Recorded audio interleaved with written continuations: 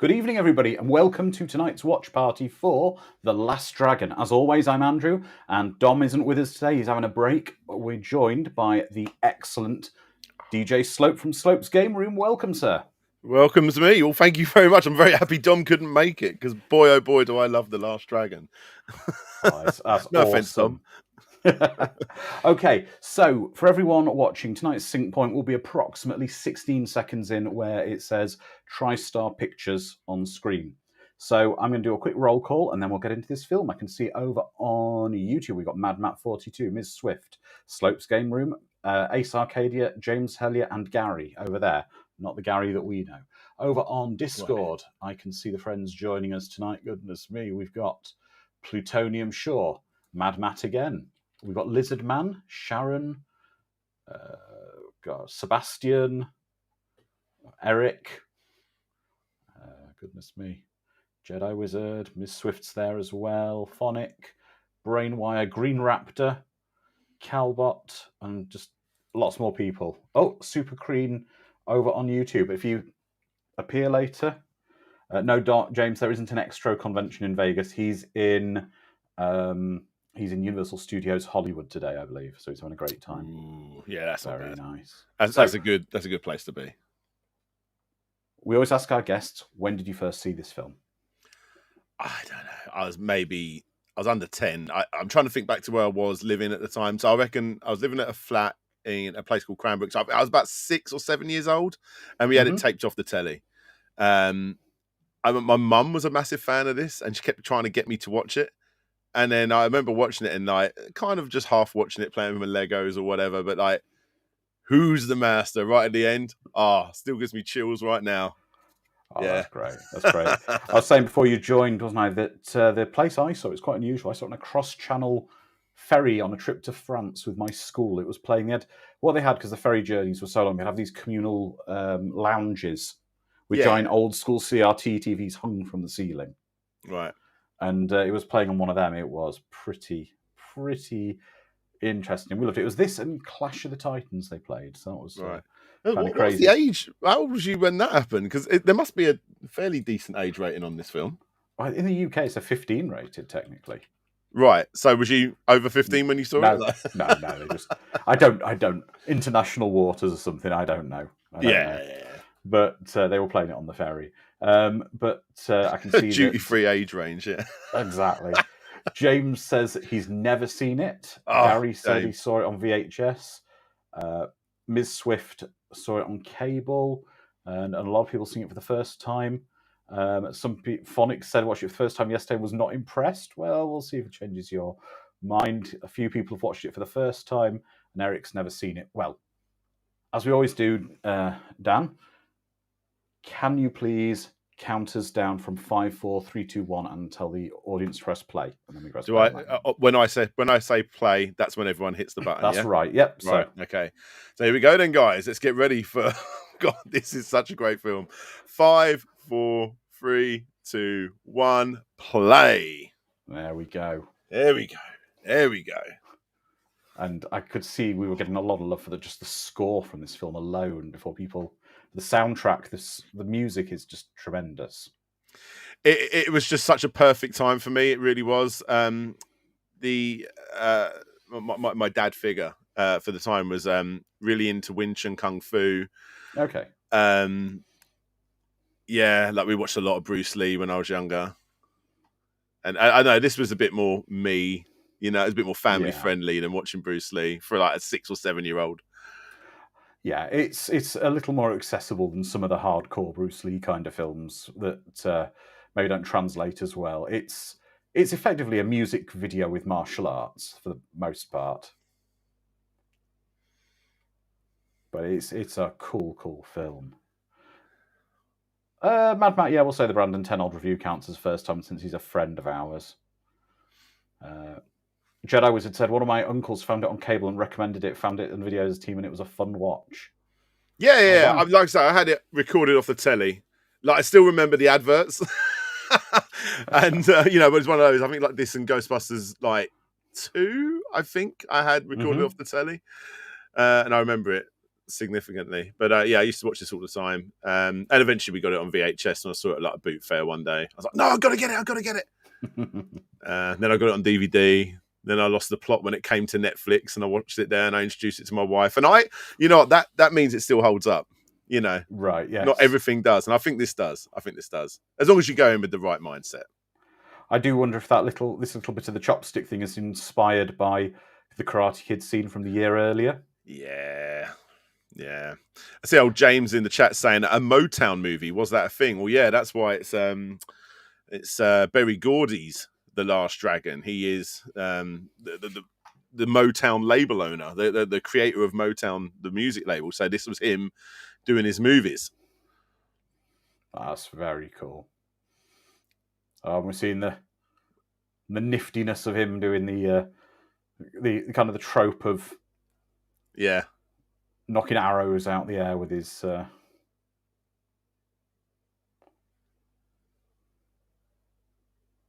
Yes.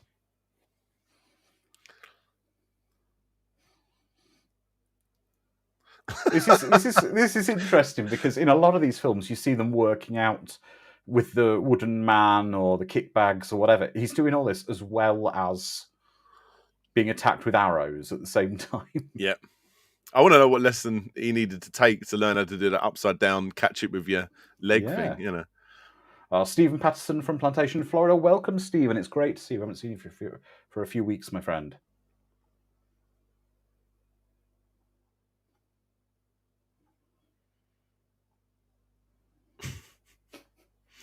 That was not stitched on very well. No. Velcro.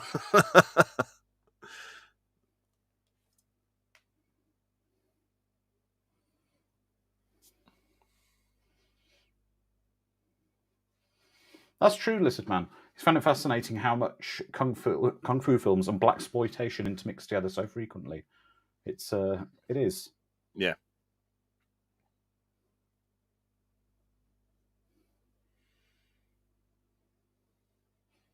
But I mean, this is kind of in that era, in the sort of the middle of the 80s, where we started getting a lot of these sort of Western-inspired martial arts films. You know, things like The Karate Kid, and then later on we had Sidekicks, which was kind of an imitation of Karate Kid. And of course, one of my favorites, No Retreat, No Surrender, was another one. Of course. Yeah. So much corny acting in No Retreat, No Surrender. I mean, that was probably one of the first films I realised. Yeah. I remember watching and thinking, this actually isn't like brilliantly acted, this film. Yeah.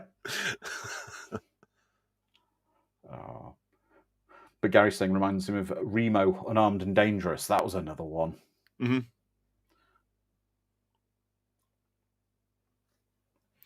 So this was Timac's first major role, wasn't it? The main guy. Exactly. He done like a lot of like little bits here and there after this, but this was his big one. But for him, it was always fitness that was his main draw, more than like the acting itself. He was like obsessed with his fitness. He actually owns a gym as well. I'm sure he still does. Yeah. It was like 2002 or something like that. I mean, the thing is, he's had an acting career, but not. You wouldn't say a major acting career. No. This is 100% his big role. Like you go on his IMDb, not his IMDb. You go on his Wikipedia page. It's best known for playing Leroy, without a doubt, in The Last Dragon. Exactly. But I mean, if you look at it, I'm just looking at his IMDb page. I've got it here. It's saying he's trained in so many martial arts, and he's actually the martial arts trained to the stars, including Madonna. So he's legit in what he knows. Yeah, 100%. Yeah, he's very well cast. Yeah. It's you want to say it's a shame he didn't go further with it, but I feel like he fulfilled what he wanted to do. Yeah, exactly. Bruce Lee's what? It was Bruce Lee's badge.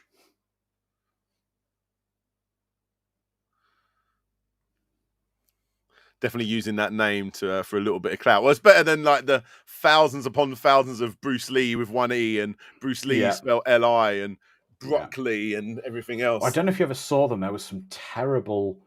I think they were a bit Asian, but there was. I think the sequel was definitely Western.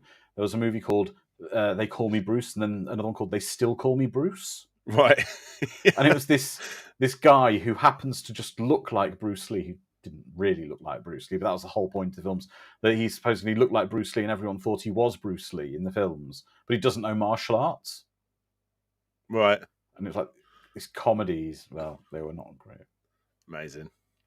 I actually used to have a I'm going to get nostalgic and during this film, but I used to have a mirror in my room, and it was Bruce Lee doing his, you know, his famous pose with his hands forward with his nunchucks, but his face was missing, so you could like line up your face and put yourself on Bruce Lee's body.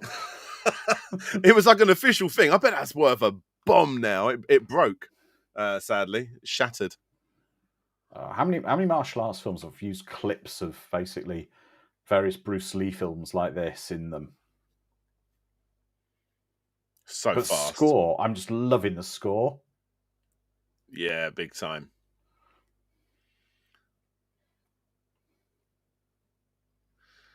Like I didn't grow up in the 80s in America, or 70s, I suppose, more so. But like, you always hear like from like Tarantino interviews and stuff that they were really loud and rowdy in like the more grindhousey sort of cinemas. Yeah. But like, is what we're seeing here like an exaggeration? Or was it this crazy? I think with people bringing in like boom boxes and stuff. Like, I'm guessing it wasn't this hardcore. I love the fact they're just breakdancing during the film. Welcome PTL 360. Like, I don't think I'd go to the cinema if I'm honest. Like, I think it's just tremendous. I love this kind of stuff. Yeah. Where people just randomly start dancing and they're cut into the film brilliantly.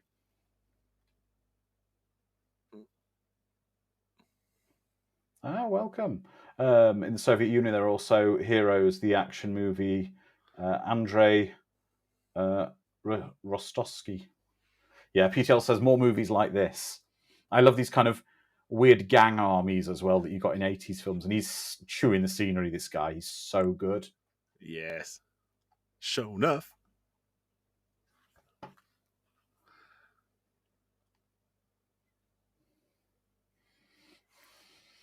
He's kind of a combination between badass and camp. You know what? I reckon it was like when I first started getting into like beat 'em ups, like we was talking beforehand, like Final Fights and Streets of Rage and stuff. This looks like a villain from like a Turtles comic or like a Streets of Rage game, like one of those like if you dressed like a punk, you was a villain. You know, like on the streets. You could imagine all of this gang who've just walked in. Basically, they'd be the henchmen on the level, and then on the at the end of the level, he would appear and throw his coat off, and then you'd fight him. And I think like this just links like, wow, it really is like that. It really, the villains in these films really do look like Batman villains.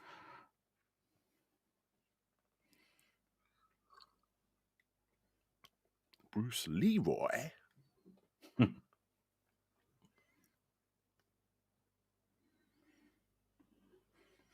That hat he's wearing, though, Dan, reminds me of those hats that they sell in Epcot that I just don't feel are appropriate. I know maybe they are. I don't know. You know the ones I mean. You know the Chinese rice paddy hats that they sell. That you see everyone walking around wearing. Yes, I totally Similar know what you mean. style. And I don't know. They sit a bit uneasy with me.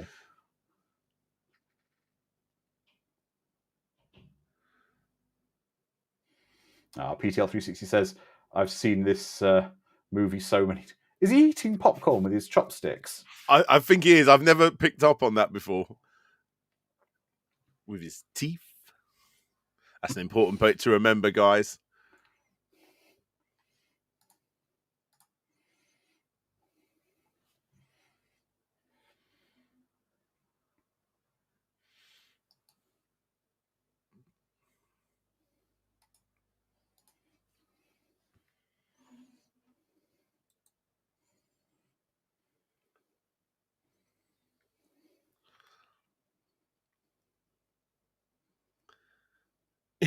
Why has he gone to the cinema? I don't know. I don't know what's going on in this cinema. It's great.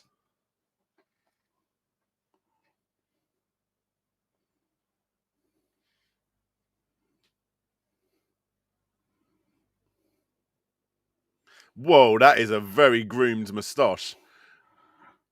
Have they bikers? I'm not I quite like the sure. lady. She looks like she's Yeah. fully Michael Jackson's guitarist. Oh, yeah. And that guy to the side of him slightly doing a little dance. Yeah.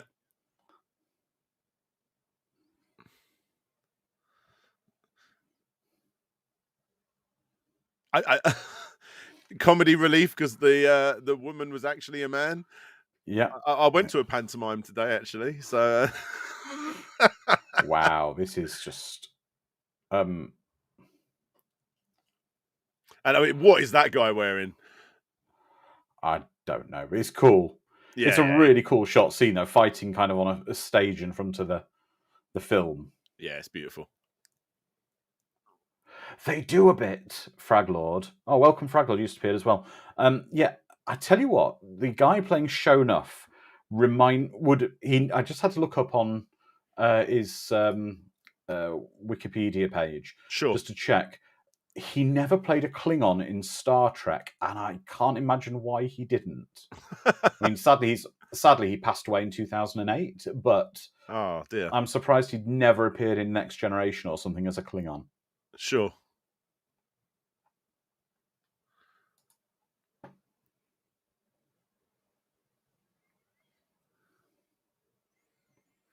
Oh, here's our villain. Yeah. So, it's actually quite important watching this as of right now because if the writer has it his way, this is the beginning of a Last Dragon verse of movies because he's managed to get the rights back. And literally within the last week, I believe it is, or something to that effect, or in the last couple of weeks, he's wanting to make a prequel or a sequel to The Last Dragon.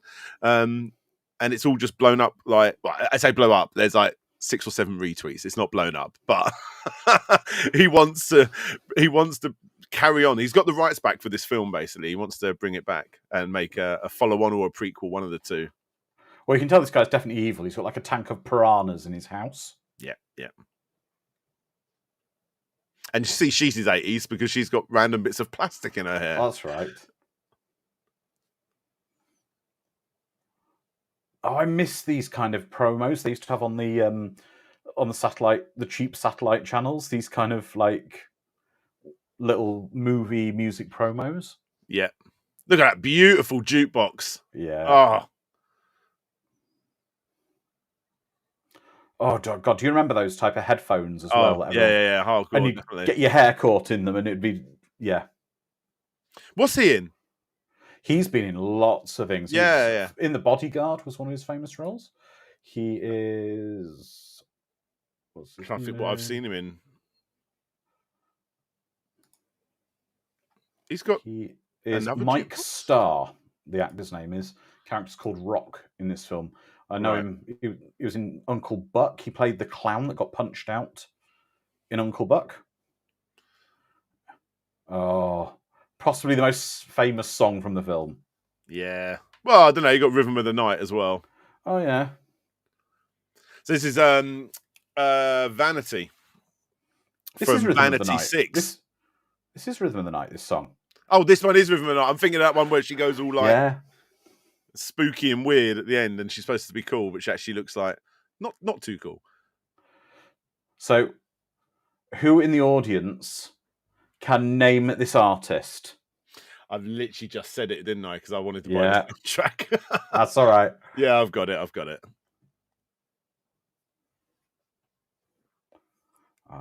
I am getting right down to this film. Oh, this is so cool. Yeah, Plutonium Shore was the first. Oh, and everyone's getting it. It's DeBarge. Now then, who can name the other film that came out? I think it was 1 year later the film came out, and they sang the title track off that film soundtrack, the name of the film, and the name of the song, please. Don't know. Calbot's got it already. It was Who's Johnny from Short Circuit. Oh, right.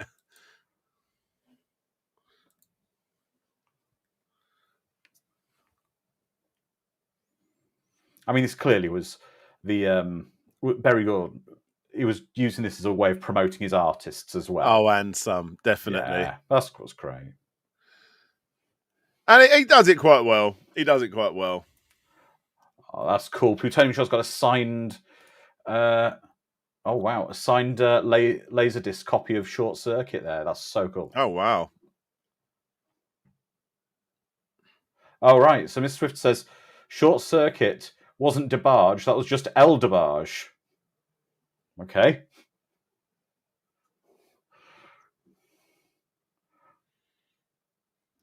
Oh, that's just so. There's just something great about music videos where people dancing happily like that in the street.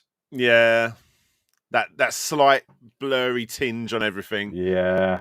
Less focus is better. Yep. Robin wants to know, what am I watching? You are watching a martial arts fantasy film that has a very heavy music soundtrack in it. You're watching what should become your next 4-hour documentary, all about just this one film, nothing else. The Last Dragon Expanded. Yes. Gary says the cocaine budget on this film must have been huge. Oh my God, it's him. It is. Oh my God, who is he? It's William H. Macy. He was from Boogie Nights. He was also in Jurassic Park. That's 100% what I know him from the most. I love that film. Exactly. Yeah. James, the audience picked this film.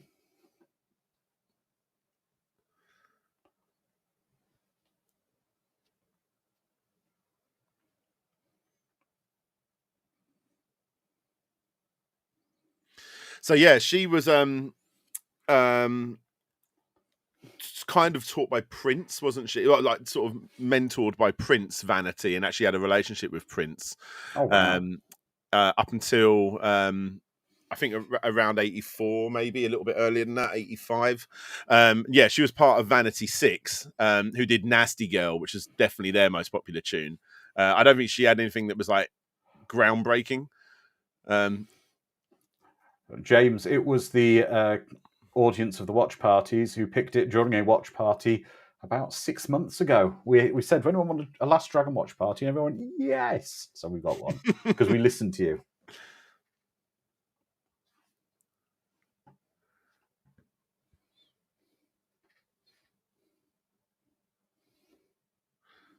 It's a very unique sound. Yeah, this one is.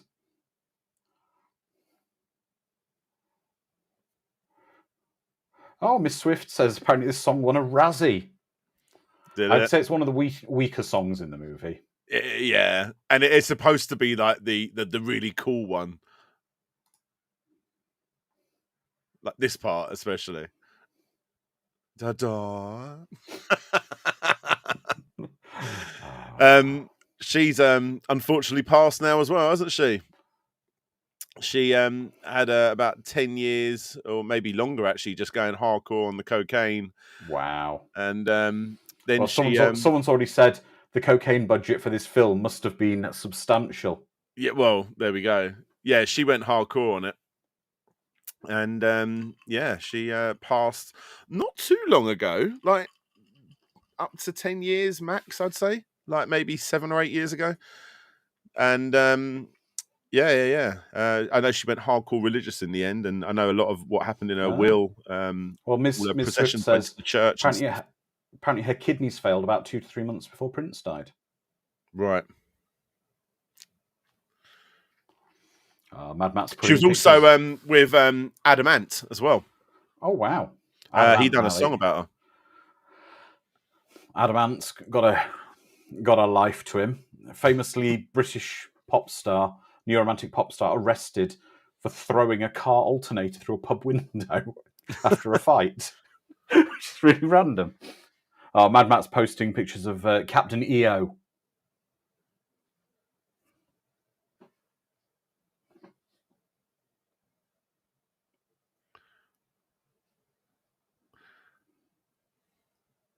She's really peculiar with the way she sings. You can hear like a little bit of like Prince's inspiration in the way she's singing. So this is really interesting about this film. The soundtrack for this film. So this song was nominated for a Razzie, as Miss Swift said, for worst original song. It isn't good. However, it was it was a nominee for a Golden Globe for the best original song for Rhythm of the Night. There you go. Which is deserving. Yes.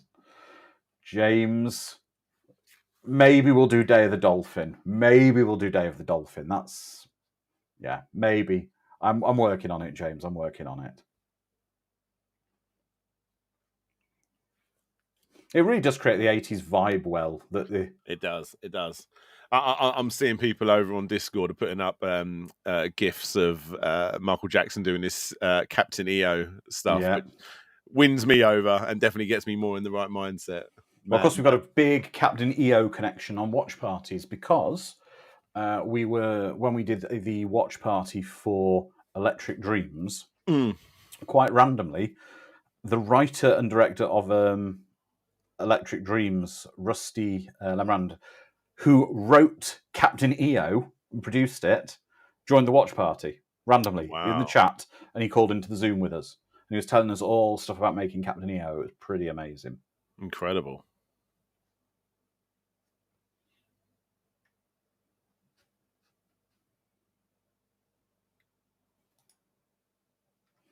Oh, it's a great kind of 80s trope, isn't it?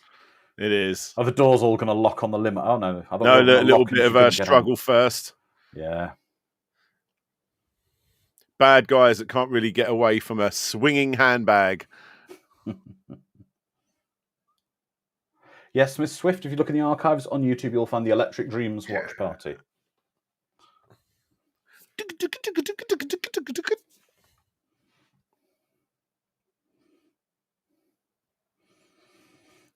I'd say, though, with the martial arts that they're doing here, this is actually, for the time, very competent. You can see he's a real martial artist.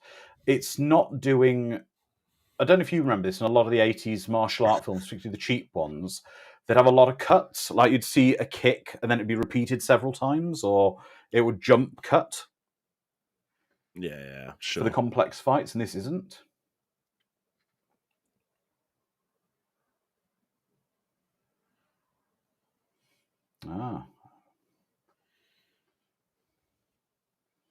Yeah, that's right. Chaz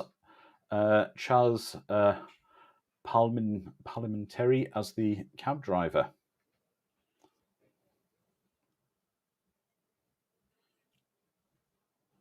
Wah! Added sound effects just to... Oh, you got to do that. Ooze in the bit of a Bruce Lee influence. Bruce Leroy. James Helly says the cheap action films from Cannes had Chuck Morris in them. Actually, what we might do is, James, how about maybe if we don't do Day of the Dolphin, maybe at some point we will do a Delta Force watch party.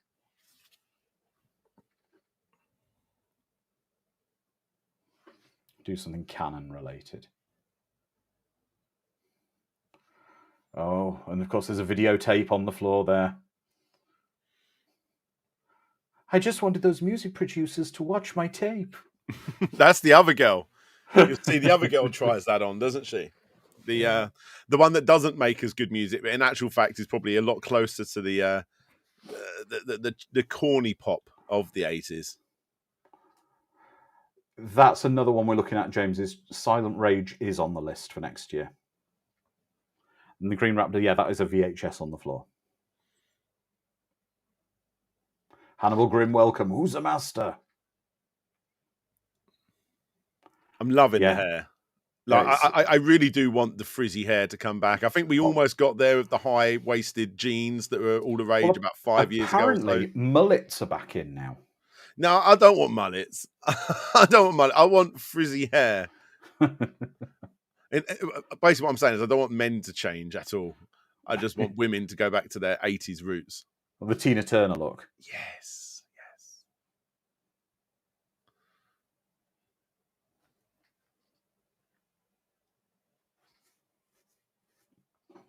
I don't think she did many films.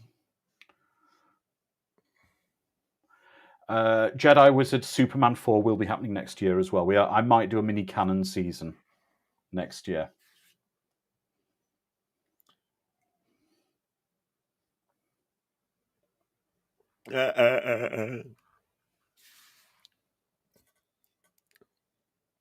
I generally thought that thing in the background was part of her hair until she twisted that big dome. I mean, it kind of works. Fix your face. I love the fact he's got such a I typical... know how I know that guy in the background the most. Go on. He's the guy that gets annoyed in Dumb and Dumber. Yes. He sits in the middle of Harry and Lloyd. He's one of those that guy guys. Yeah. Ma, yeah. King, yeah. Bird.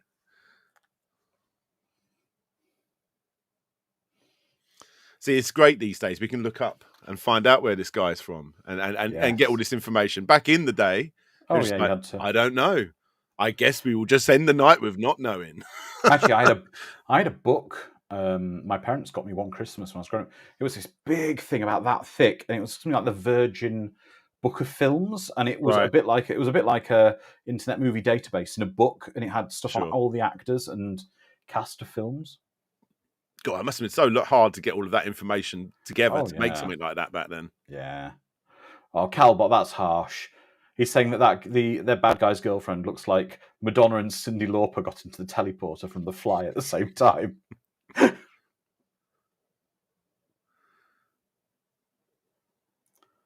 Yeah, James, it'll form... Next year, we'll have a mini canon season, and it will be part of that.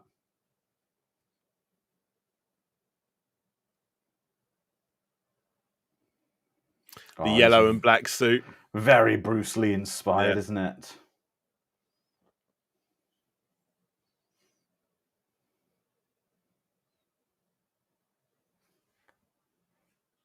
Are they doing martial arts just on a chipboard floor? I literally was just saying that. It is a chipboard mat, isn't it? Yeah. And then you see the clown of the group who thinks he's it. Here he is. Yeah, we had one of them. When I was young, I actually did judo for quite a while. Yeah, I did. Yeah. I actually did because of my age, I wasn't allowed to actually sit my black grading for my first Dan black. I did all the browns, and I quit. Basically, I passed the first Dan black grading, but I quit because I couldn't be awarded the belt because the federation wouldn't recognise me because of my age, and it was just that I was like 12, and it was like, you can't have your black belt until you're 18, and I was like, oh, it's too long now. I'll quit. Yeah. So we had a guy come to the class for his first lesson, and the instructor would say, just come in your tracksuit for the first lesson. And he came in being an absolute dick, like doing all the wah, messing around and whatever. And the instructor basically just had all the smaller kids just throw him around for half an hour until he basically quit because he was just being really disrespectful. Wow. It is all just wood. If you look at on the side, it looks like it's a half-finished dojo. I wouldn't much fancy being falling on a chipboard floor. Yeah, not without a cover on it, at least. You get splinters.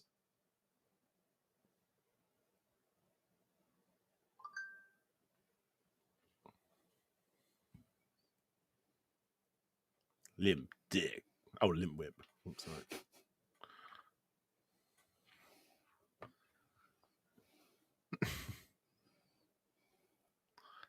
To peel this banana.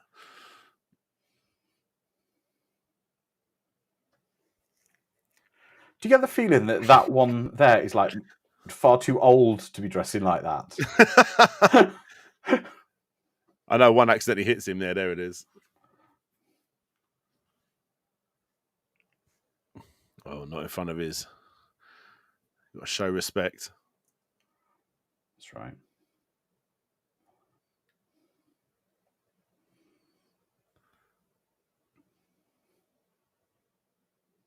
See, I think this is the first time I ever found out what a Converse was because of this movie. Yeah. Oh, someone's just also invoked another great 80s movie like this, Jim Carter. Jim Carter? Yeah. What one am I thinking of? Basically, it's a Canon film not made by Canon Pictures, it would be. Right. It's basically, there was a very famous Olympic gymnast, and someone decided they wanted to make an action film based around him. Right. So he uses gymnastics as a martial art. Okay. It's called Jim Carter, the fusion of karate and gymnastics. There's a bit where he has to. The famous scene in the film is he has to fight this village of people, and there just happens to be one of them two-handed horses in the middle of the village. Right. And he's fighting off all these people by doing that thing where they spin their legs around the big vaulting horse. It's dreadful. Right. But Jim Carter is boom. Yeah, that's it. Mad Matt posted a GIF of it. There you go, in Discord. Okay. But you will.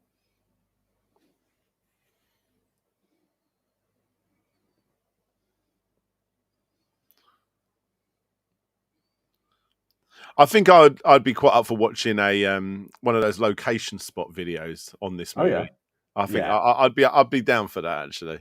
I'd like that.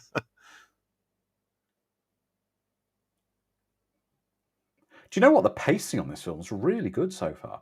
We're 30 minutes in. There it is.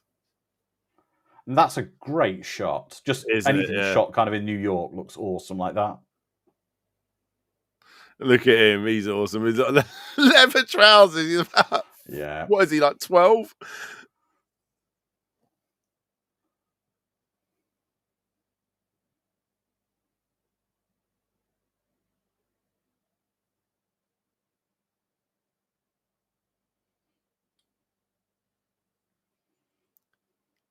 There's a scene later on where he's walking along with his boombox, I think it is. It couldn't look more like Jackson 5 era. It was like exactly what he was going for.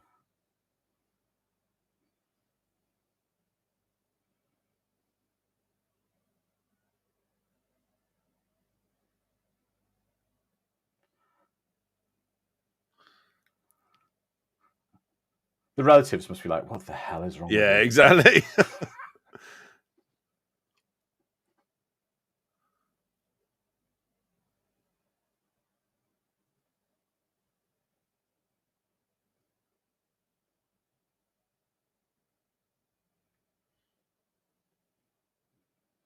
So who here can use chopsticks to eat? I can. I can. Yeah. I got heavy into sushi. Did you? Yeah, big time. Okay, let's take a poll from our Discord and YouTube community. Be honest, can you use chopsticks? In Russia, Jim Carter's translated to deadly gymnastics. Jedi Wizard, I can stare at chopsticks blankly while using a fork. There she is, old Vanity. She was with one of the members of Motley Crue as well at one point. Well, that little girl is Keisha Knight Pullum from The Cosby Show. Oh, wow. Okay. Robin confirms he can use chopsticks, but Ms. Swift says that's Keisha Knight Pullum.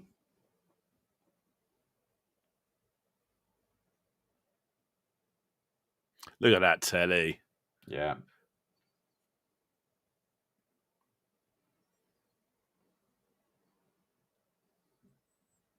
And that was his dad's pizza shop. Daddy Green's Pizza.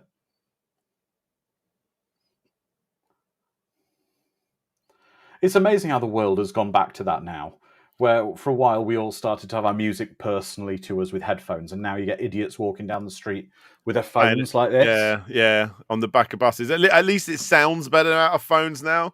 Back when that first came out, and people were like just playing it through the tiniest loudspeaker they could. Yeah. Speed Garage 6 or whatever. This is like the breakdance electro beats there. It's awesome. Yeah. This kid is culturally confused. He's a black kid who's into Asian culture. Dad runs working in an Italian pizza shop.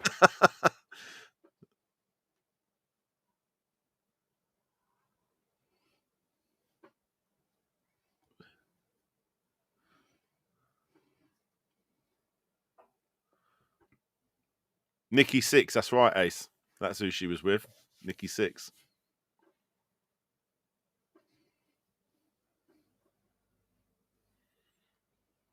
Yeah, I remember hearing that she turned into like some hardcore Christian as well towards the end.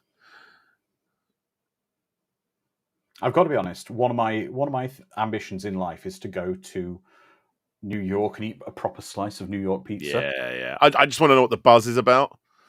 I want it, like. Yeah. Apparently, and I don't know if this is true. Maybe some of my American friends can confirm this with me. Apparently, it was one of the Uber drivers in Florida told me this. He said the pizza is much better in New York because the water is more alkaline. I don't know. Apparently, he said it makes a big difference. And also, you buy a slice. Yeah, which we don't have in the UK. Well, in Camden they do. Yeah. I mean, I can't imagine it's anywhere near the quality. But then also at the same time, I'm guessing there's quite a lot of crap pizza in New York as well. Oh yeah. Like, I'm sure you've got to find the right place. Well, Plutonium Shore says I was just in New Haven, Connecticut, just to have their pizza. That's dedication, my friend. Wow. Well, saying that, I mean, we both went to Florida last year at the same time, and I went to a place dedicated just so I could have a Giordano's pizza, which is technically more of like a very hot quiche than a pizza. Yeah. Well, it's more of a Chicago. Oh, look at that picture. That looks good pizza.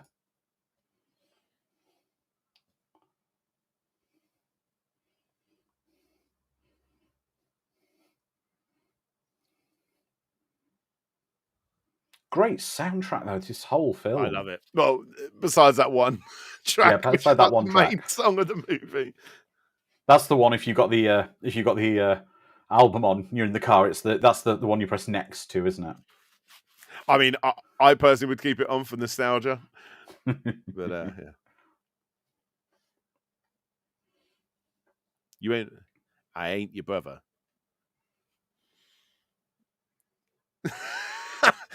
That one walking away is the cool one, just so everyone's aware. I love the fact that there's clearly real passers-by in New York and they are not questioning why there is a black guy sat in a Chinese kind of martial arts outfit on a crate in the street. It's just New York. People go, yeah, it's fine. He's just always in the right place at the right time, isn't he? Yeah.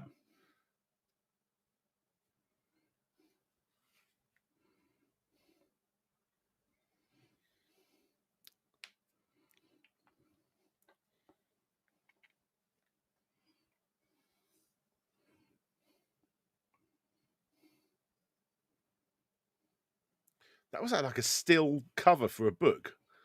It's okay. Dun. That is Cyndi Lauper's lawyers may wish to talk to someone about this. And they're like ridiculing it as well, aren't they? Big time. Dun.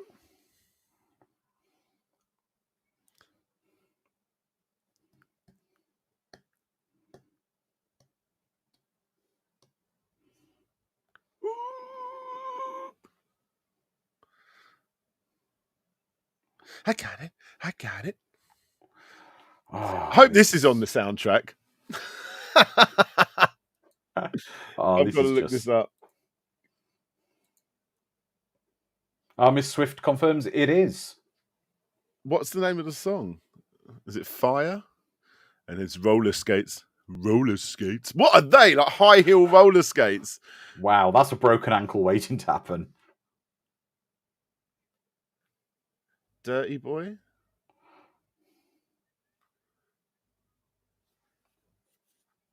Wow. Incredible.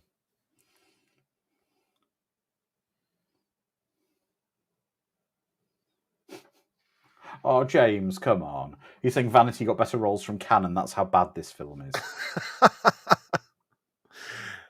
I'm not having this, James.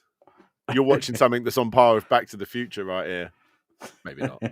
No, don't say that because James loves Back to the Future, quite rightly.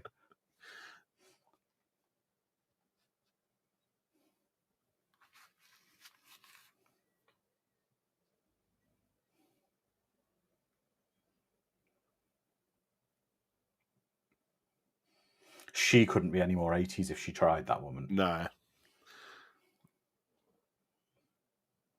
I imagine if they were going to do a prequel to Mr. Burns, like when he was younger. Yeah. I think we might have our actor.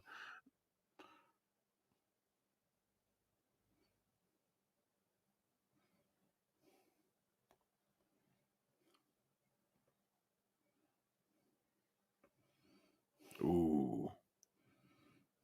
We didn't order out. What? Yeah. What is That's he what they say. throwing at That's them? the American for ordering takeout, isn't it? Yeah.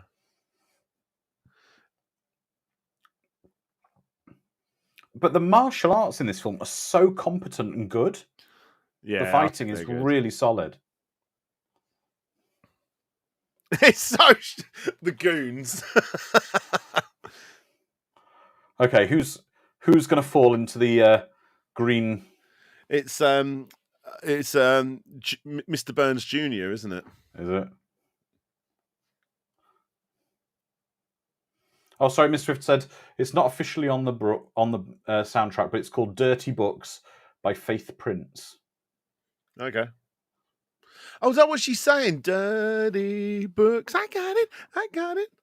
There you go. I now know what she's singing.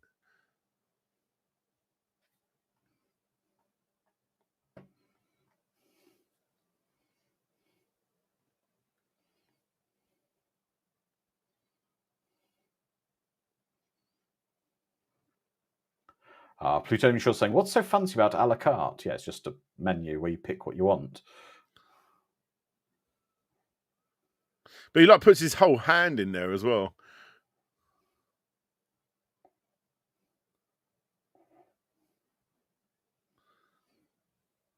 Could be worse, Fraglord. I went to an American restaurant last year, and it was apple pie and ice cream a la mode.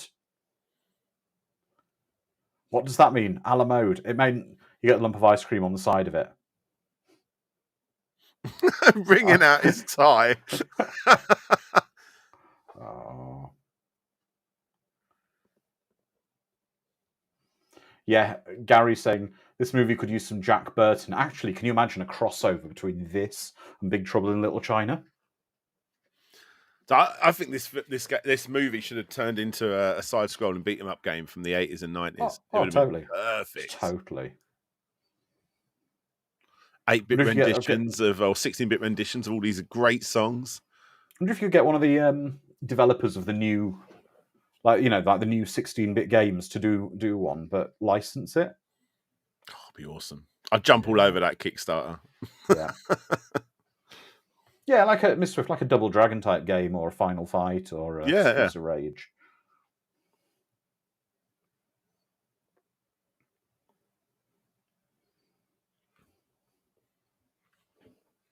Wow, that's an 80s living room. Where is the television? I don't know, but don't forget, back then the television might have only been a 14-inch, so it might be just sat in the corner somewhere. We've got a large TV. Massive. It's going to be big that way. Yeah.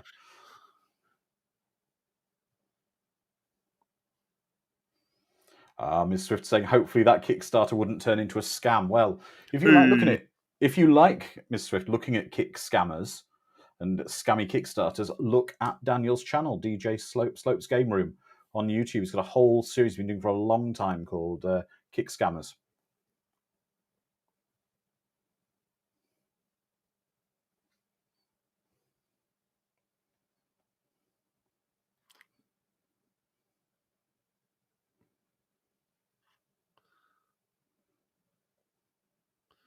Oh. That's a line. That's very good. Yeah, that's true, Robin. Kick Scammers is an amazing binge watch. Cheers, Robin.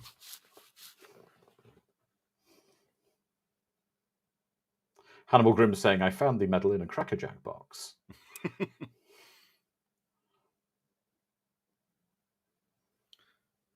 It's kind of like a Terminator thing here. Like, his quite basic acting works for his character. Yeah. You know what I mean?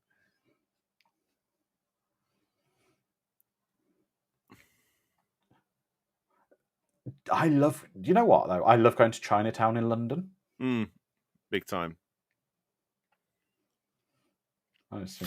This never happens down in Chinatown. No, it really doesn't. Bit of Michael Jackson influence there, and there is one particular street quite close on Soho that sells clothes very similar to that one in the black for a certain type of gentleman. It's cool. Is that? Forgive me, because I'm not totally up on all my various cultural things. Is that guy in the middle wearing like some kind of an African type hat? Yeah. Who knows? Some dumb goy. Some dumb goy. Oh, fortune cookies. Oh no. That's another thing in the UK. Oh, Ace Arcade says it's a kufi.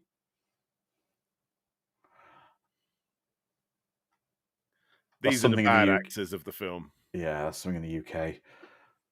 British fortune cookies you get from the takeaway down there, awful, aren't they? The taste of them is just, it's like stale ice cream cone.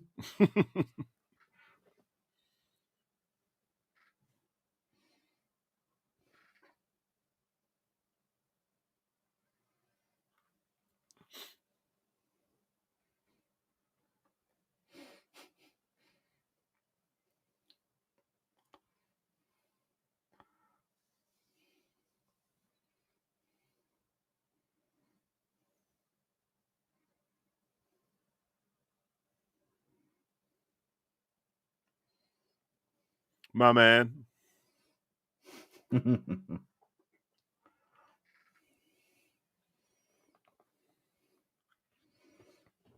flip-flop. I've stolen his nice hat. His outfits are getting more and more ridiculous. That's brilliant. It's like a felt-covered American football get-up. It is, isn't it? I wonder if it's almost like wrestler-inspired of the era. It's very flamboyant, isn't it?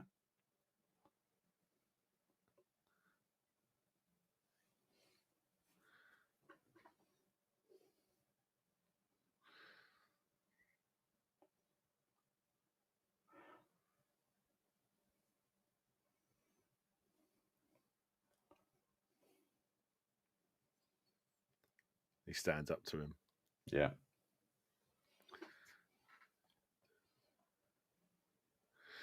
Oh no.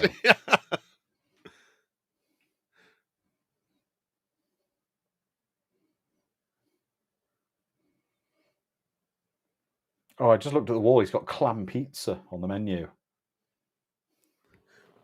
Not on that side, but on that one behind the dad. I think they're actually playing that song from that girl. They are. Yeah, they They're are playing her song from earlier. Dirty Books.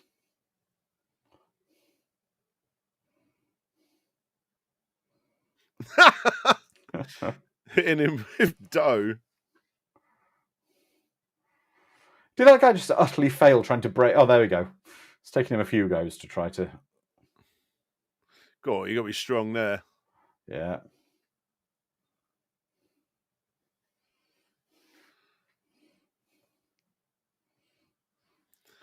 That pizza restaurant's turned into a Waffle House.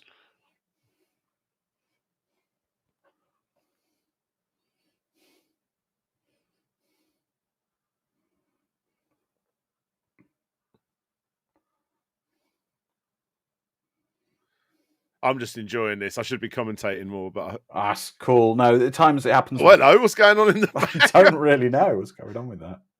Tri-Zone pinball machine. Oh, it's a video jukebox.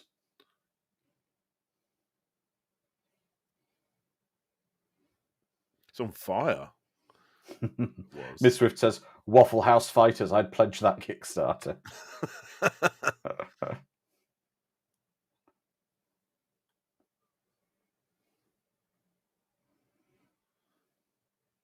You think about it, very little has actually happened in almost an hour of this movie. Yeah, but it's entertaining. It is. Gary said, yeah, Gary, that's right. If their son wasn't a martial artist, they'd be calling the A-team in, wouldn't they?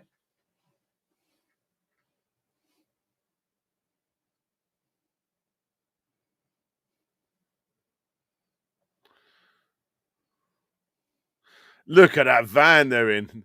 Matches their get-up. I'm confused why there's a shop behind them that says the word, Met Food. I read it as wet food as the camera scanned past. I was like, what the hell is wet food? Oh, God. Getting the kid out.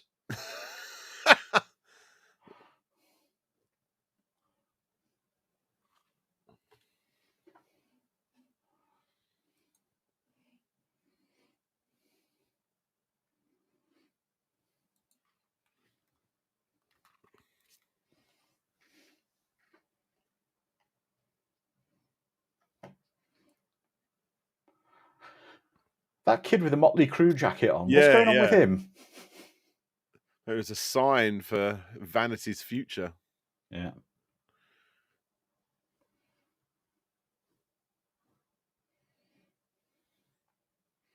Exactly, Lizard Man. If they just stayed and ordered a pizza, they probably could have waited for Leroy to turn up. And had some pizza. On screen crying, he's yeah, not the worst actor. I think we need a montage, some kind of training montage thing here. Need a montage. Yeah.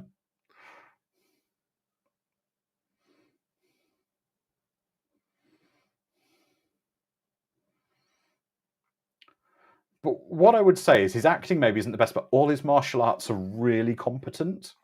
No, but like I say, I think his acting works for his quite simple character.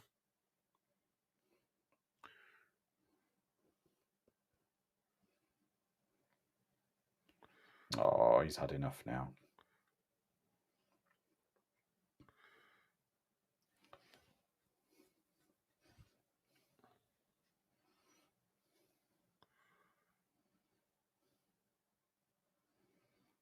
He's got to defend his family's honour and get the pizza shop not be smashed up anymore. Oh, he gets a mat. Yeah. Yeah, it's all on the chipboard otherwise. Yeah. They got one mat they have to share at the dojo.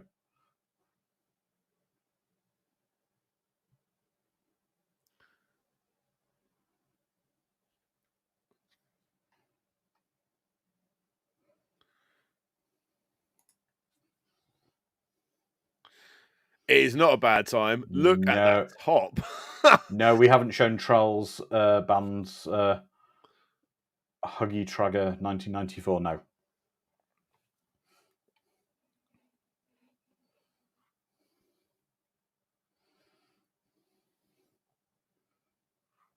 Actually, Sharon, they are a scary gang. They put that poor kid in the in the spaghetti machine, didn't they?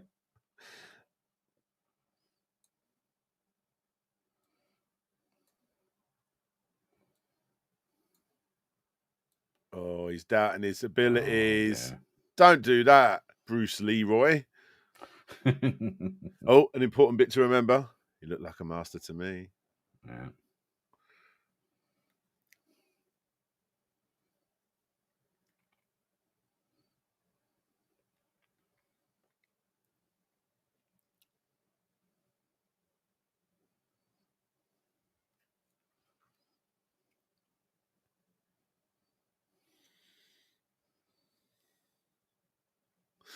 I wonder if he was ever in anything else. I think he's only ever going to play this character. James, am I saying I'm reveling in the humiliation of the poor kid? But yeah, Sharon, this is straight out of a Rocky movie. This is straight out of many films. This general plot outline of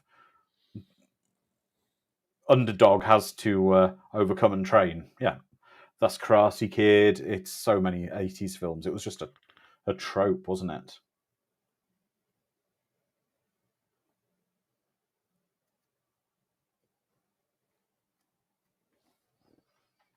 So Johnny Yu. Let's see what Johnny Yu did. Now we've got his name. Let's see if we can find something. Johnny Yu. Glenn Eaton. Have a look.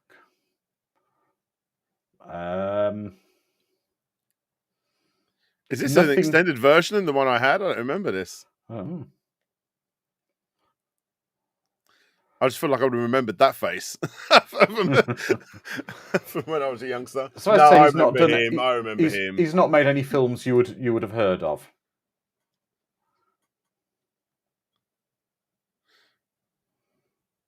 A bit of Gallagher in the background. Yeah.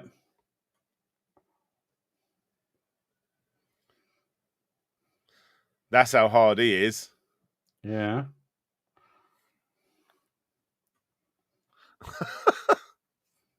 Give him a bone. I thought that's quite funny. Do you genuinely get the feeling they wanted Cyndi Lauper for this film? No, I don't want you to take the mickey out of me. Yeah. This couldn't be any more 80s. I mean, I think she has got like every hair clip that both my daughter and my wife have in the entire house in her hair right now.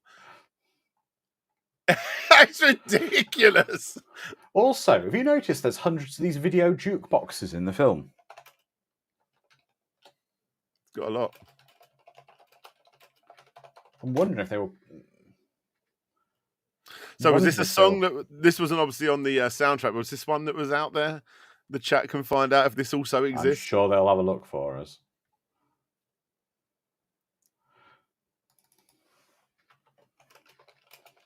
I want to look. I'm trying to check if that video jukebox was a.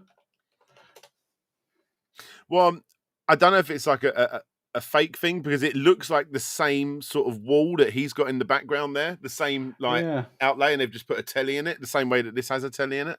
But it's in. They had one in the pizza shop. They just seem to be everywhere. They were in the last scene. I feel like they might just be reusing props. It could be for budgetary reasons, yeah.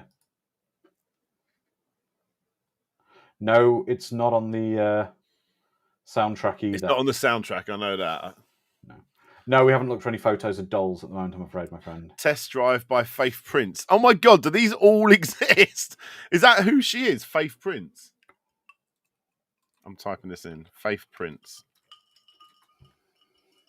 It is her. Yes. How old was she in this film? I mean, she looks...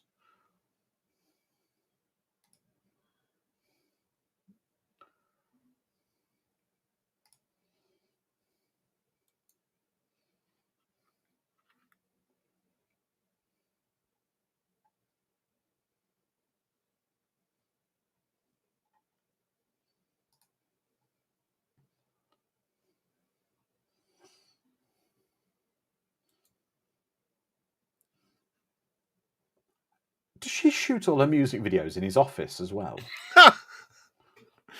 I think they were just doing a trial before the video shooting commences. See, look, you can see on the left, it's the same jukebox. Yeah, that kind of, yeah.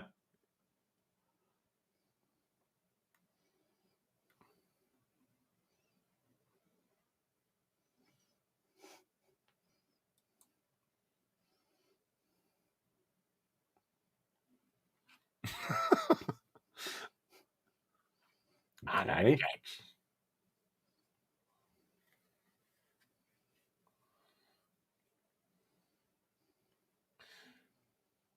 She apparently played Ursula in The Little Mermaid on Broadway. Wow. Well, she was the replacement, actually, of whoever played Ursula. She's got, like, bicycle reflectors and stuff in her hair. She's got everything. And on her chest. And on her chest.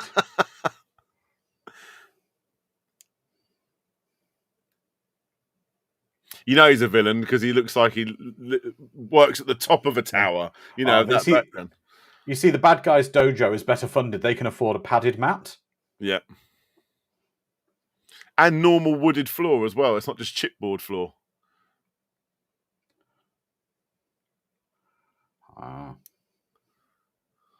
Thank you, Calbart. The video jukeboxes say Arcadian on them.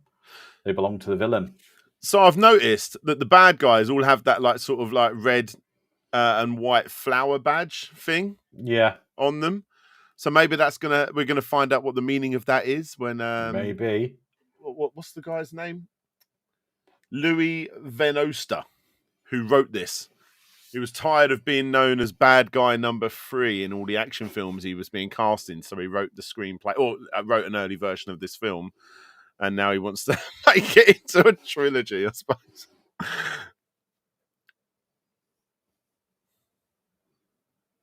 Hurts his thumb, doesn't he?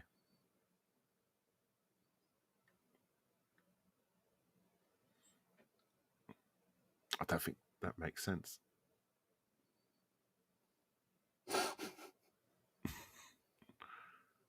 Mr. Nuff.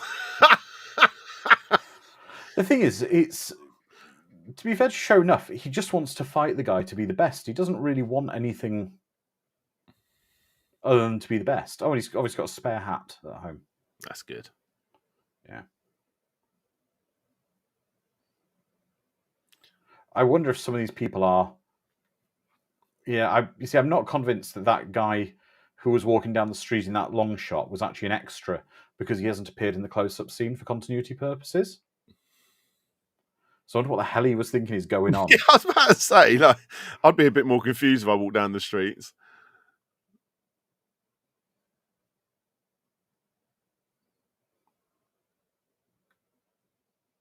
Oh, the final level, all this is I know, begging video to be a game. It could be such a great video game.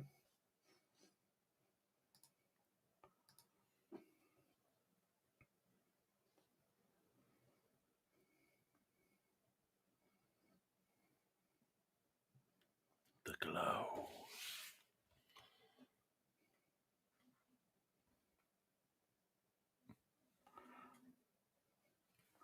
And she just happens to be wearing her Asian pseudo getup. Asian. Well, she knows what getup. to do to impress him. Yeah. She's playing the game. Hopefully she won't have to sing that song again.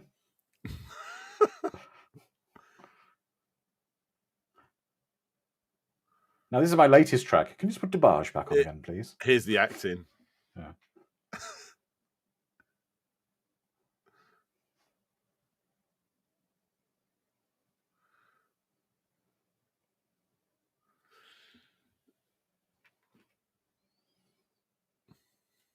Yeah, Vonic, that's a 1977 450 SL. That's a great Merc. That's still probably on the road to these days.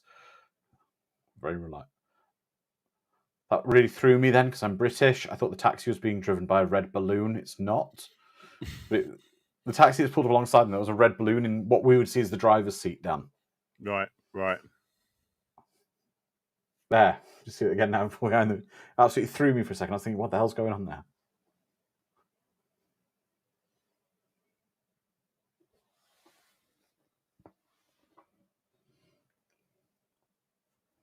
Okay, everybody. Now, everybody watching, let's take some of your other favourite martial arts films. Acting. If you're joining at this point, don't let this one scene put you off for the rest of the movie.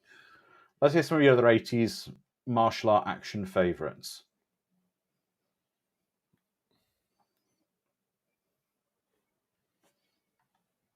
And of course, when we're referring to martial arts, we have to have the GIF that I always post, which is, find the GIF, Steven Seagal running.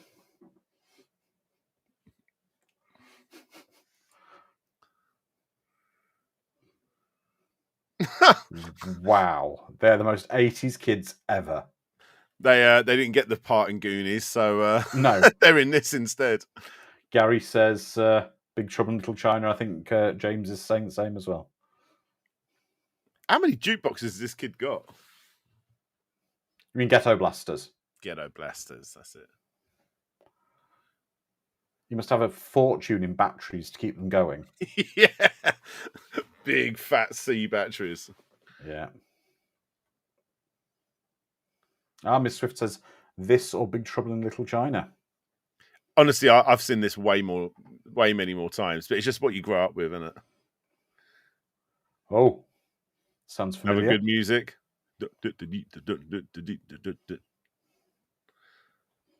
This is serious effort she's gone to put this video together to impress him. Yeah. It is Green Raptor, exactly. Thank you. The martial arts in this look to be extremely competent and well done. The action scenes are really well sort of shot fight-wise, even if the acting's a bit goofy. And this video is kind of quite cool, this bit. Yeah, it's a cool little montage. Yeah.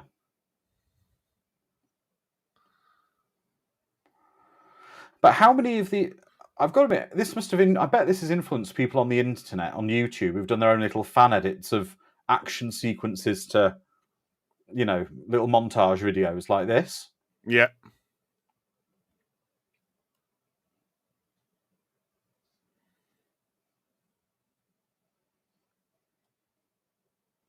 That's a fantastic scene, that was.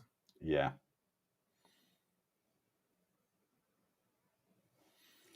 I'm just sitting here grinning. I'm enjoying this film so much. Gary says someone should cut together every 80s montage and put it on YouTube. It'd be about 12 hours long. Yeah. And it'll feel like it's just constantly repeating itself. It would.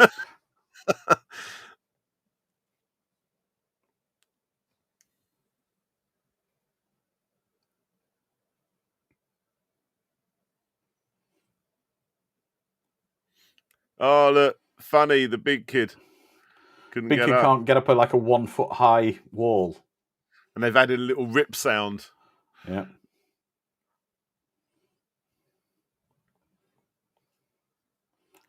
What I don't get is he's what start going clubbing. This is awesome. Oh yeah, I mean, what some people might not know is, I mean, you're called DJ Subs because you do DJing as well historically.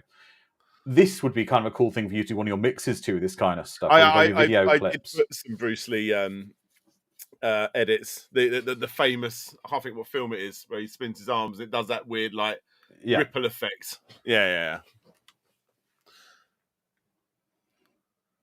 All this effort to try and get with him, and he ain't even got a paintbrush. He doesn't even know how to draw.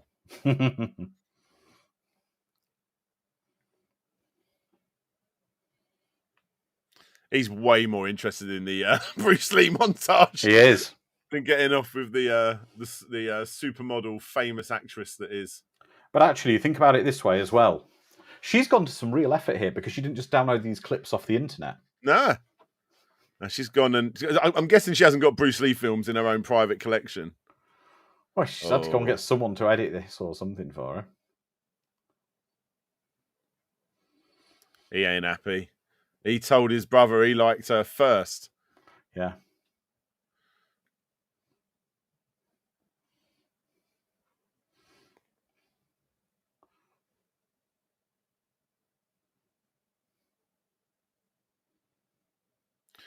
Chocolate-covered yellow peril. Oh, God. I don't think that's appropriate down these days. I'm not sure who it's offensive to, but I'm sure it is to somebody.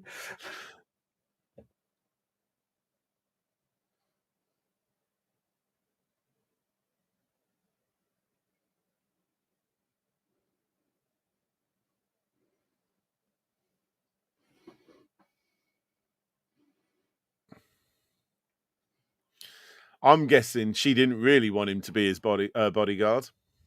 Yeah.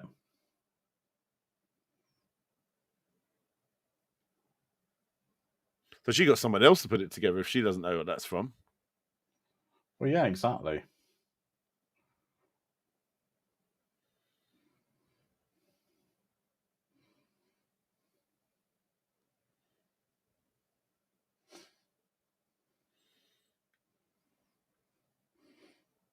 It's really, she's... Tell you what, to try there it is. That's the clip. Yeah. Incredible. Yeah, but to try to seduce him, she really pulled the boat out, especially in the 80s. Yeah, big time. Yeah. What, to steal the random girl that's never met her.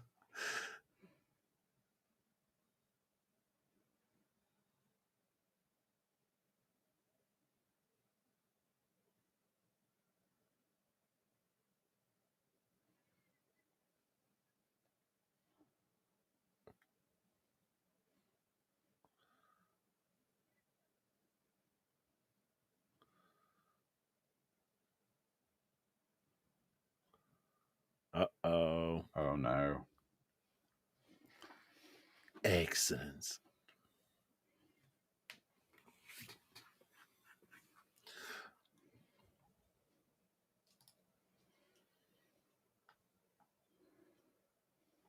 Oh God! Don't be doing that. He's got a good villain laugh, Yeah. hasn't he? Brilliant 80s villain laugh. I'm playing Like, dice. who's the villain in Moonwalker? Joe Pesci. Joe Pesci, yeah. Yeah. Oh wow, they've got a high-end ghetto blaster. That one. It's got a graphic equalizer on the top that's Look flashing, at that, yeah. so it's much cooler.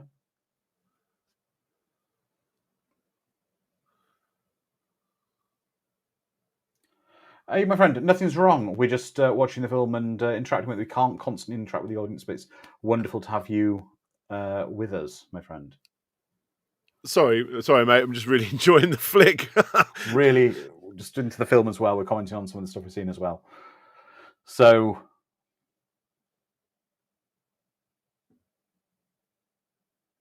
I don't know. This really feels like appropriation on his part, even though he is black.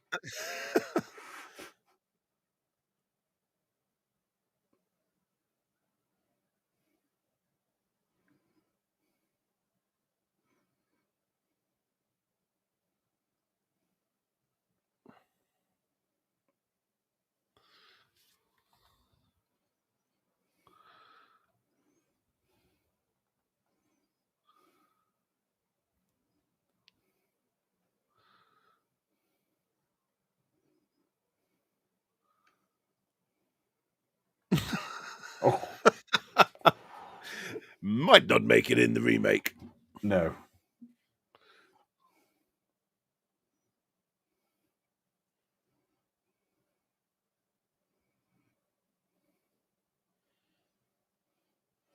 Yes, Screen Raptor. This whole film is a celebration of cultural appropriation. Yeah, and people are saying the little brother definitely has a short guy syndrome, and Ace Arcady says this one's definitely in their top 10 of movies that should have got a video game adaptation. Yeah, without a doubt, it should have. 100% Ace. Oh wow. Here she is.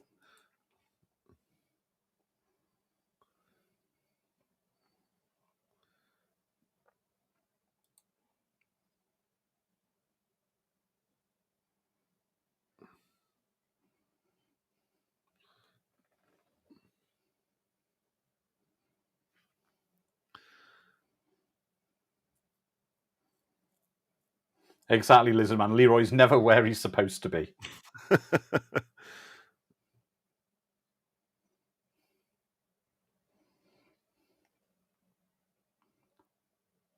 Okay. It's just, what?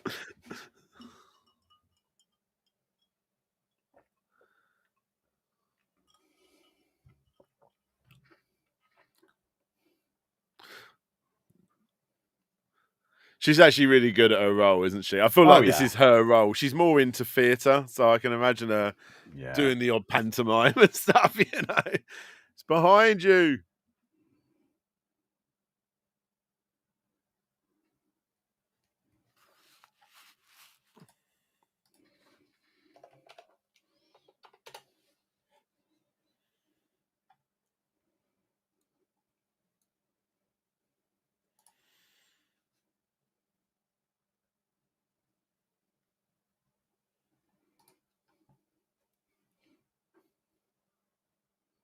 Oh dear. Oh, no, no, no. Yeah, Mad Matt says, is that discount Scott Bio? Or Bayo? Look, they've got the perfect scene for a good final fight. Yep. Oh, it is, totally. But you'd have them, especially with the two of them tied up like that. Yeah, exactly. In an area you can't get to. If this same film was made 20 years earlier, it would have been a train track with them just on that and like dressed up like that instead.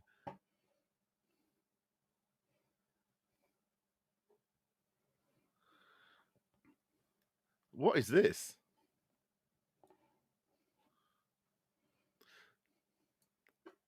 Sounds like a Total Eclipse of the Heart sort of song. It is kind of thing.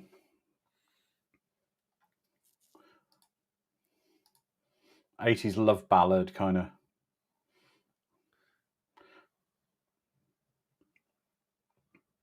This is kind of stuff I'd listen to in the car sometimes. Yeah. And I'd be fully not worrying about whatever. I'd be fully getting into it as I'm driving along with no one else, not caring that everyone's going, "What's that guy doing in the car?"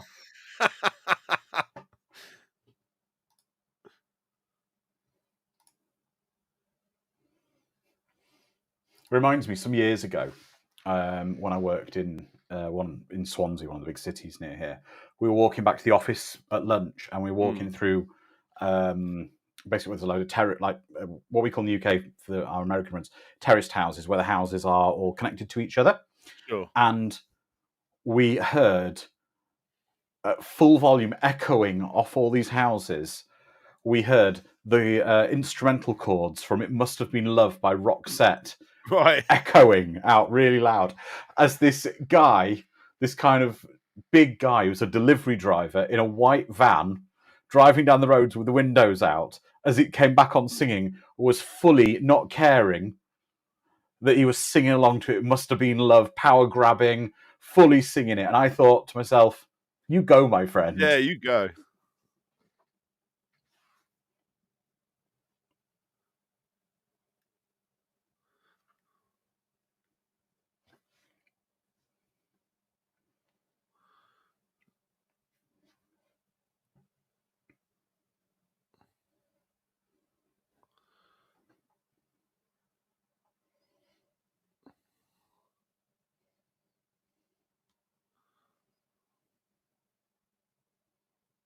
Uh-oh. Oh, dear. He ain't going to put up with this for no much longer. No. That says Quang on the wall. I don't think it's our friend, though.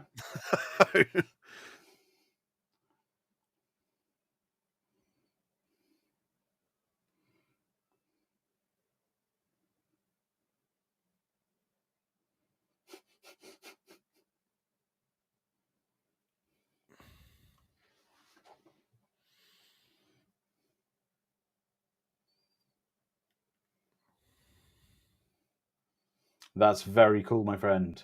On YouTube, there's a video where the Russian music group Nana chats with Ron Jeremy. Oh, gosh. Yep. Look at that. That's a Do you think they've got a similar tweet machine that does Christmas cracker jokes for the UK? I hope so. And I want to meet the master. Yeah.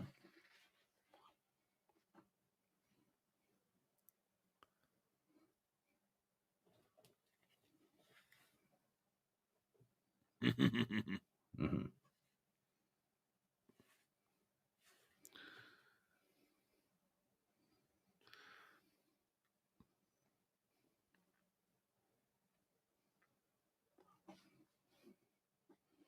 The master he's looking for is a little closer to home. Yes.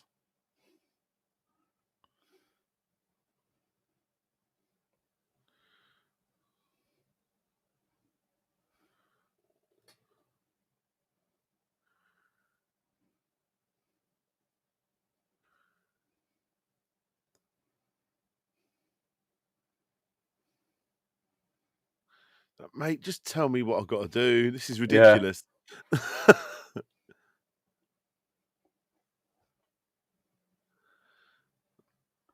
I would have actually just said to him, "Look, come on, are you going to pick this fortune cookie bits up off my floor?" I love the gifts that Calbot's putting in.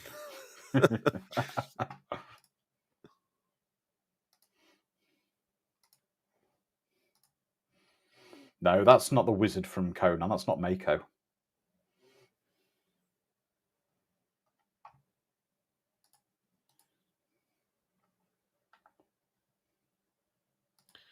You will find him, mister.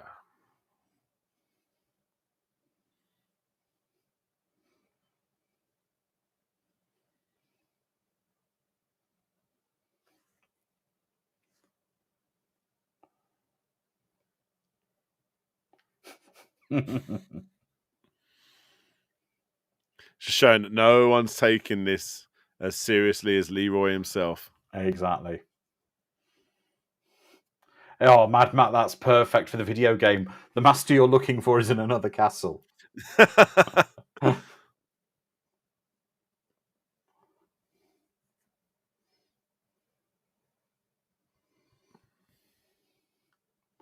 he's proper tooling up, isn't he? Yeah.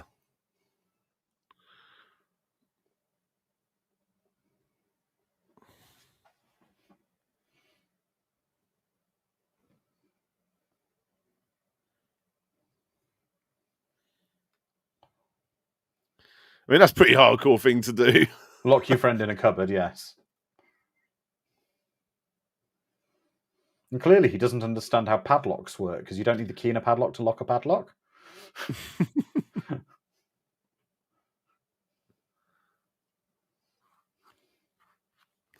Oh, wow. Full Thank of you, Ace music. Arcade. Upset Stomach by Stevie Wonder. It is. That's a big hitter.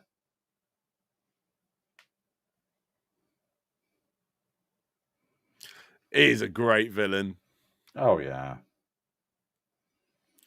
Oh, yeah. I've just remembered how the his brother, the young black kid, gets out of his wrap up. Oh my god.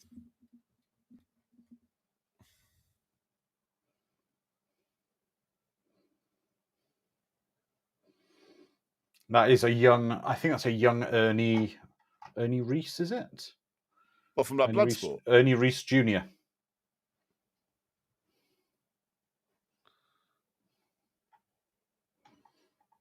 That is, yep, Ernie Reese Jr. He's a really notable martial artist himself, that kid now. Right, I'll have to look that up.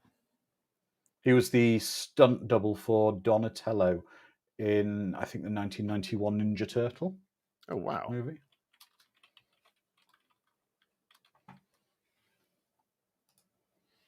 And he was also the main guy in Surf Ninjas. Okay. Which had a video game, I believe, on the Mega Drive or the Genesis for American friends. Oh, this is so good. Look.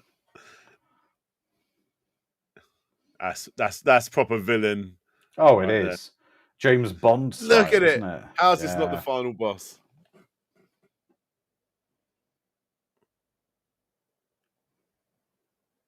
Oh, even that line. I can just see this on a 16-bit screen with that line going. Yeah. These are all the that you get the final boss. We have to defeat all the bosses you've beaten up to that point in one go. Exactly.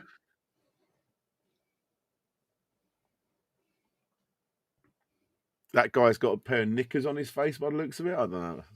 I don't know. He's he can only really show his full power if he's wearing knickers on his face.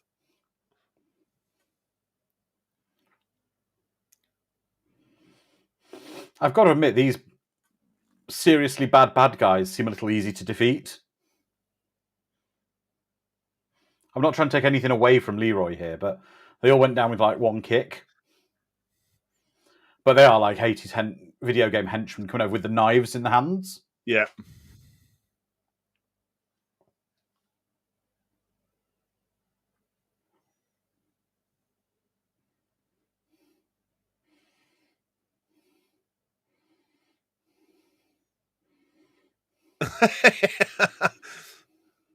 He eat his nunchucks.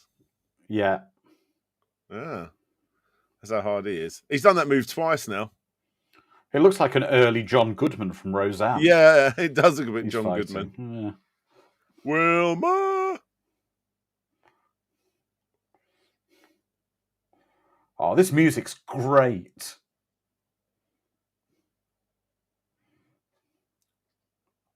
The Last Dragon. In fact, he's got his own team of like cool fighters to help him. Yeah, and I think the little kid here, he like does it all and does a little dance at the end. Yeah, yeah. Like I say, now he's a really notable martial artist now.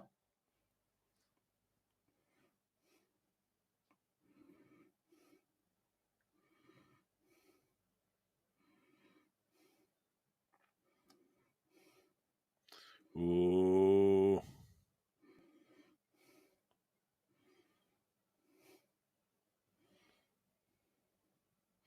Yeah.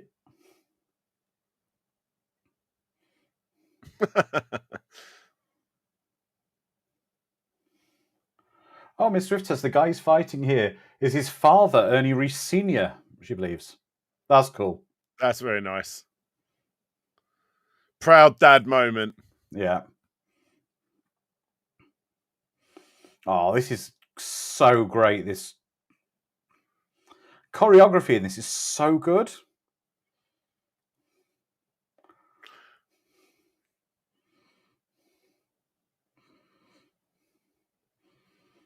You can kind of definitely tell, though, that they led with martial artists doing the acting rather than... Yeah. Actors learning how to do it. Yeah. God, he's good at that.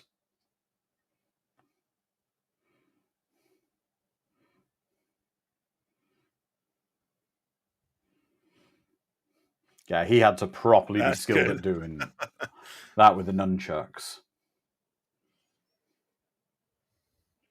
It's ridiculous that they could have just shot who they wanted to shoot from up there, and then it would have been game over. Yeah, but that's 80s film stuff, isn't it? Yeah. Well, we hope you can go to the movies again, my friend. Yeah, definitely, buddy. Oh, wow. This, honestly, has some of the best martial arts in any of the 80s action films I've seen. What is that guy? I don't know. They are it's like Punk Father Christmas. Yeah. Or White Mr. T. I don't know. That's how you get out of ropes. Yeah, that's right. Calbot says Santity. Yeah, Lizardman says, damn, this movie should have been about the young kid for most of it. I mean, sure. It's so good.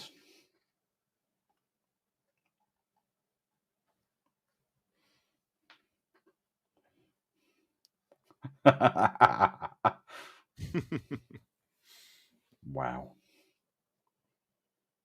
Thoroughly enjoyed that scene. Thoroughly enjoyed that. He played Kato in Teenage Mutant Ninja Turtles 2: Secret of the Ooze. Yep.